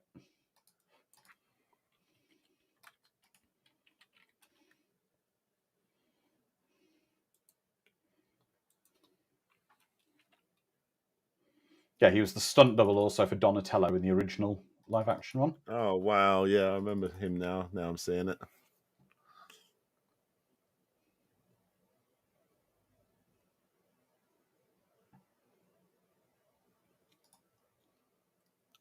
Yes, he was Hannibal Grimm. He was great in the rundown. He did a really quick thing with his hands, from what I remember in that one. Yeah, even Green Raptor saying this is very video game-esque. Yep. The power up for the glow. Yeah. You know, you only get one per life or whatever.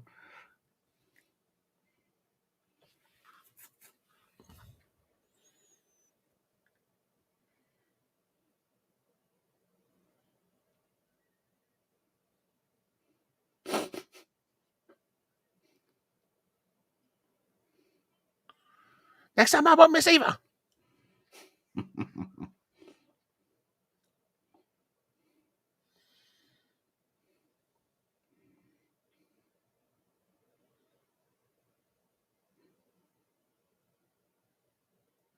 It's a good suspenseful final scene. Yeah. I hope they don't make any more of this because it's going to be so low budget and crap. Like nothing against the writer. I think this is lightning in a bottle. This, isn't it? Yeah, like go off and make like a comic book or something. You know, like don't do another movie. Yeah, I'd agree, Lizardman. This feud between the two martial artists has escalated far more than it needed to. Yeah, just because he wanted to have a little scrap. Yeah. Oh God, that was a bit harsh on the kid. Yeah.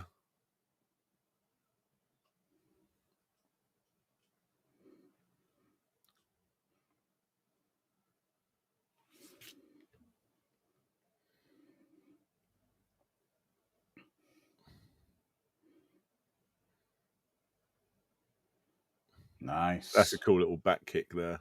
Yeah.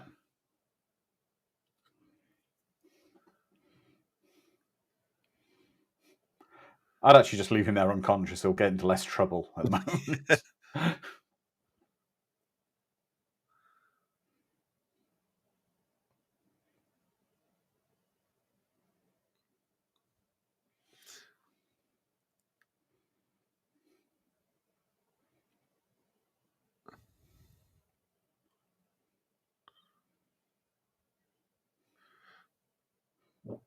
That ain't going to be holding anyone back. No. Oh, yeah, here we go. Oh, yes.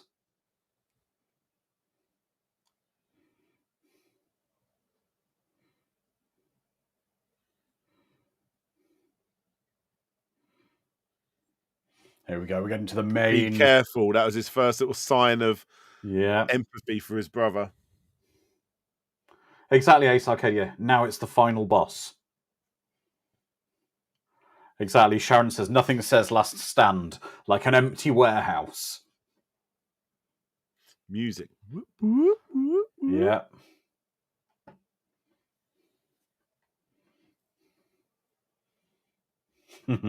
Mister says, you warmed up yet? If I won the lottery, I'd get hold of .mu and made Streets of Rage 4 and say, like, here we go. Turn this into a game. That's right. He punches all like slaps like sort of with his claws. Yeah. Or, kind of like a tiger fighting style thing. Well, yeah, he has those like tiger wears all the time, doesn't he? He's got one on his shoulder. That's one bespoke karate outfit. Yeah. His gi.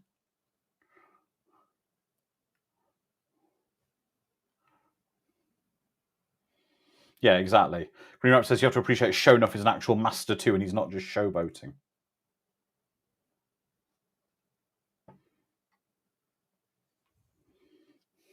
He's a tall dude as well, you can see. Oh, he is. I wonder how tall the actor who played him was. He was Julius. That'll open Julius Carey, his name was. Don't know if he's been in much else. No, he did a lot of TV work. I'm looking at. I've got his profile here. I'm just looking at how high. I'm find his height. Height. 6'5". Damn.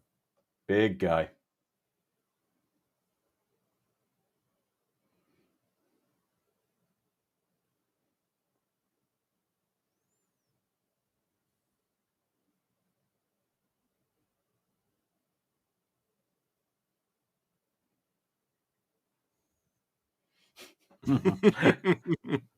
Sharon says, use the force, Leroy. Use the force. Oh, the soundtrack is just so... It's beautiful. It's so good. It's so good. Yeah. Maybe we're praising this movie more than we should, but like... Right. I love it. The way I see it is a film can still be bad, but you can have a great time watching it, which is what's happening here. Here he is, Glow. Oh, his glow.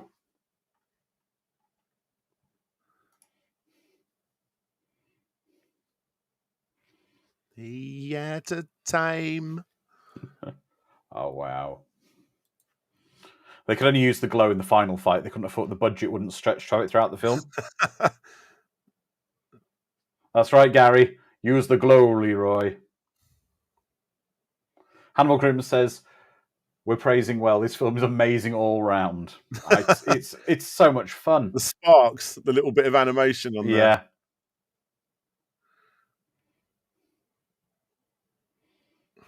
Trying to see if it like holds up as well. Rotoscoping around like the faces and stuff. Who's the master?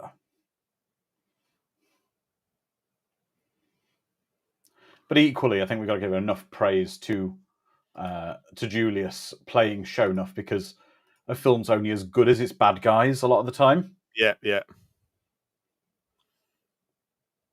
Yeah, and he is the out of control character, isn't he? Yeah. Where Leroy is a bit more calm.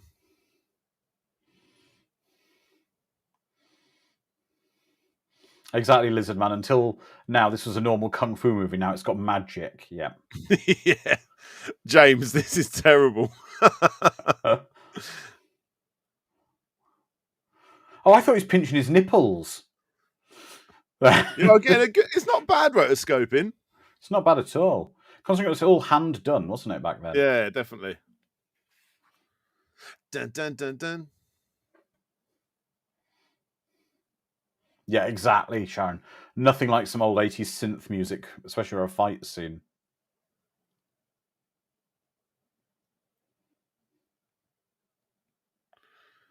Montage. Flashback, sorry. That's right. He's got to have a montage where he remembers he's better than he thought he was.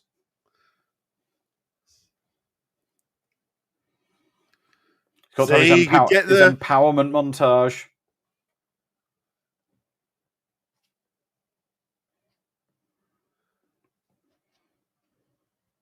Exactly, I'm Miss looking Swift. He forward just to it. wants him to admit my kung fu is better than your kung fu. He just said, yeah, yours is better. The guy should have gone, okay then, bye. Here it is.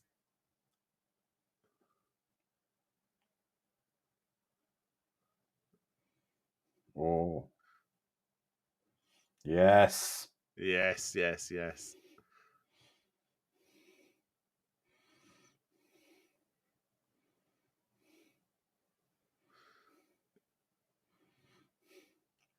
There you go. He's got his arms. Typical bully behavior when the person being bullied fights back. They go, oh, let me go.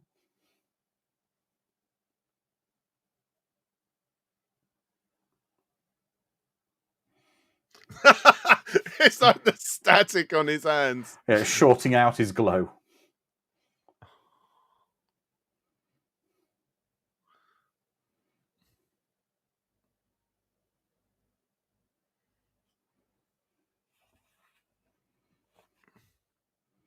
Wow.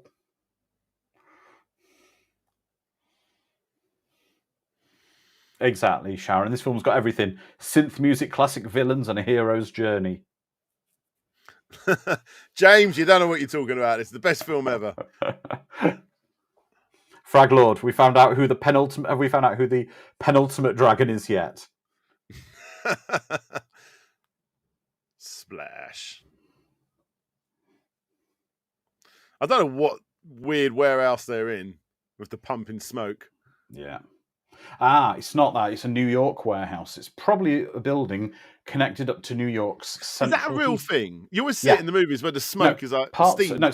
Steam. Out. Yeah, it's because parts of New York have a central heating system provided by the hot water, and your steam for your radiators is provided by the city from a central plant. So you don't have boilers and things in your buildings. Right. And it escapes from the floor in some places.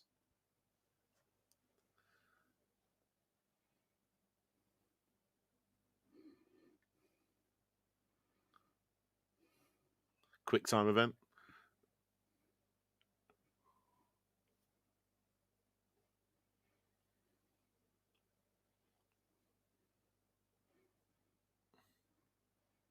Oh, you're in trouble, mate. Music's coming back in. Yeah.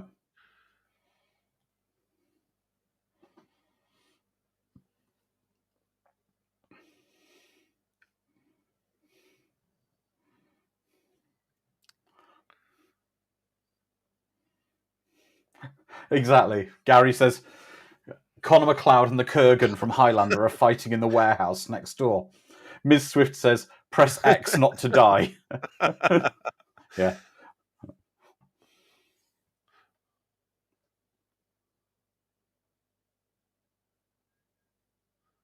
It might have been too far, the whole bullet teeth thing, but it's all right. I'm okay with it. Yeah.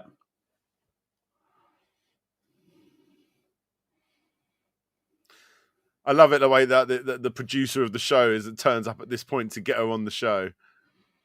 I'm the dance choreographer.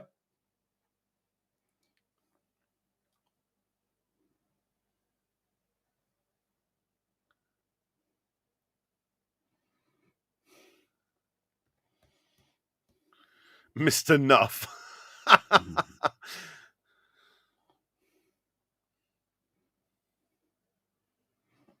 I love the generic cops who just turn up to. You need to go. You know to go. See, now the Glow song's a huge hit.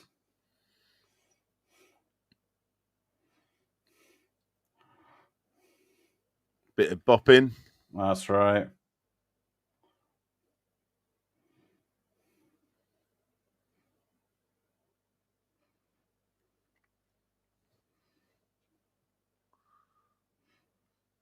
Yeah. Oh, if only She's her fella was sad. there.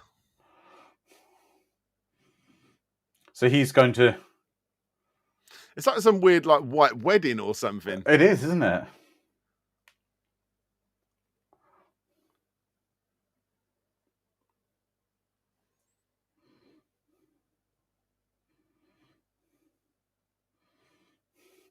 Saying what? She's going, what?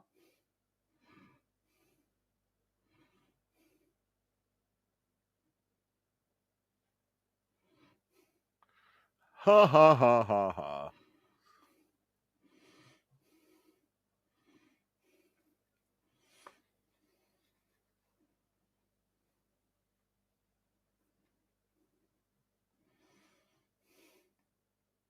There we go. Boom. Sounds so much like Michael Jackson. It does. And there we go, everybody. That was The Last Dragon. We'll take comments from our YouTube and Discord communities as to what they think of it. Dan, would you please summarize this film for us? It's the ultimate family action flick from the 90s. I think that's why I loved it so 80s, much. 80s, you mean? 80s, sorry, yeah. Like, it was the film the whole family could watch, and I think it fully stands the test of time. It's proper feel good all the way through watching this. I'm thinking, I think it's about time I watch it again, like with my son. He hasn't seen it yet. This is good. They don't make films like this no more. No, I've had so much fun with this. Thank you for joining us. It's been so much fun. It's just flown by, this film has. But looking at some of the comments from the community, Gary says probably the best kung fu musical ever made. Hannibal Grimm says I watched this with my folks a good number of times. And let's have a look. Phonic says corny, naive, but fun with a great soundtrack. Fraggle, not my cup of tea, but the fight scenes are pretty good. Lizardman, I think it did okay, mostly in it for show enough. He was a fun bad guy. Eric says fun watch, great soundtrack. Calbot says it's a Jumbo Daddy's green cheese stuffed crust special sorry. Daddy's green cheese stuffed crust special cheese pizza with extra cheese and a side order of cheese dipping sauce. And it's hang on, let's have a look. We go. Plutonium Shaw says the most 80s movie ever 80s. Green Rat just says best watched with us for commentary purposes. Mad Matt says good show, enough said. Jedi Wizard, I love it. Silly but on point. Wife's cheese rating. Processed cheese with a boil on the butt of humanity. Sharon says in the dictionary under 80s movies, you'll find this one. Quickly going to YouTube. Miss Swift says, I love this so much. It inspired me to write fiction. Well, that's fantastic. If any film can influence you in any way like that, that's amazing. And Sebastian says, it's simply a great blaxploitation Karate Kid movie. Exactly. Well, I've had an amazing time tonight, and thank you so much for joining us, Dan. Can you tell our audience where they will find you on the internet? Well, yeah, you can go check me out on all the usual places, but primarily on YouTube. Go search me for Slopes Game Room. Says it on the hat.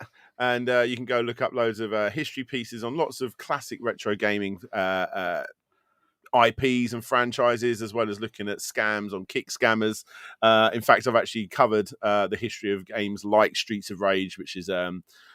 I wouldn't be surprised if when they were making that game, they watched a little bit of... plenty of films like this.